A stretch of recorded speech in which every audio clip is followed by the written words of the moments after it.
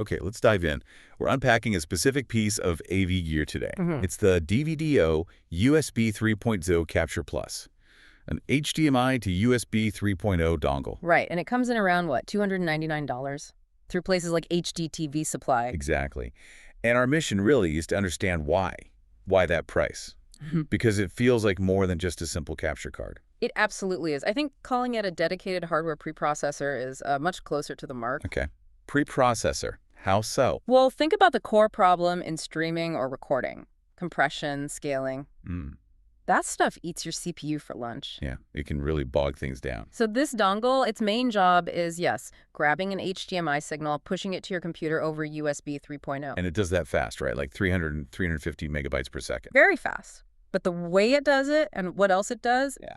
That's where the preprocessing comes in. And setup. I heard it's pretty straightforward. Oh, totally plug and play. It meets UVC and UAC standards. Universal video class and universal audio class. Exactly. So for you, the user, that means no hunting for drivers. Windows, Linux, Mac OS. It just works. That alone, in a professional setting, that lack of hassle, that's valuable. Definitely. Now let's look at the actual device, the ports. Right. It's got more than you might expect. You've got your standard HDMI in, obviously, and the USB OUT to the computer. Okay. But then there's also an HDMI OUT, a loop through. Ah, so you can see the source on a separate monitor without latency while capturing. Precisely. Critical for gaming or any live monitoring. But then there are the audio ports. That's where it gets really interesting. There's two of them, 3.5 mil. Yep. Two separate ones, an audio in for like an external mic or a mixel feed. Okay, analog stereo in. And an audio OUT, which lets you extract the stereo audio from the HDMI signal itself. Extract it so you can set it somewhere else, like headphones or speakers. Or, more importantly for capture, you can choose which audio gets embedded in the USB feed. Ah, so you can select either the original HDMI audio or the external analog audio you plugged in. That's the key. You manage your audio source at the dongle. Maybe you want the clean feed from the camera's mic via HDMI. Or maybe you've got a better external microphone setup you want to use instead. Right. Or a feed from a soundboard. It gives you that choice without needing an external audio embedder or complicated software routing. Streamlines things a lot. Okay, that dual audio selection is genuinely a pro feature. Now, what about the video side?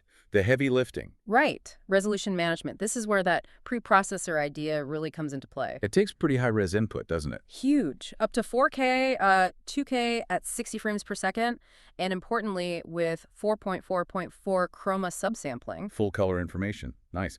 But the USB output isn't 4K, is it? No, the USB capture maxes out at 1080p at 60 Hz, which is still excellent broadcast quality. So it downscales. The dongle itself takes that 4K input and scales it down to 1080p. Yes, and that is a computationally intensive task. Doing that scaling before the video hits your computer's CPU is a massive advantage. It saves your computer from having to do that work, meaning more powers for encoding, streaming, running other software. Exactly right. It delivers a clean, high-quality 1080p image ready to go. Now, there is one specific technical point to mention here. Okay. While it handles 4K 60, 4.4.4 great for downscaling, it specifically does not support downscaling for 2K at 50 or 60 Hertz if the input is 4.2.2. Ah, 4.2.2. So slightly less color information, often used in certain broadcast or cinema cameras? Correct. So if your specific source is 4K 60 4.2.2, this dongle won't downscale that particular format.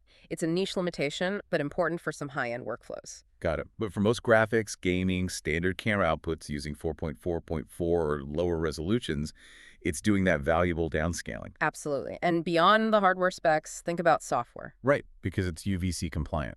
It works with pretty much everything. VLC, OBS, Wirecast, XSPLIT, AMC cap, you name it. No proprietary hoops to jump through. And the build quality looks pretty solid. It is. Metal enclosure, feels durable. It's small, weighs only about 125 grams. Very portable. That metal case probably helps with heat too, right? Downscaling generates heat. Good point. Yeah, acts as a passive heatsink.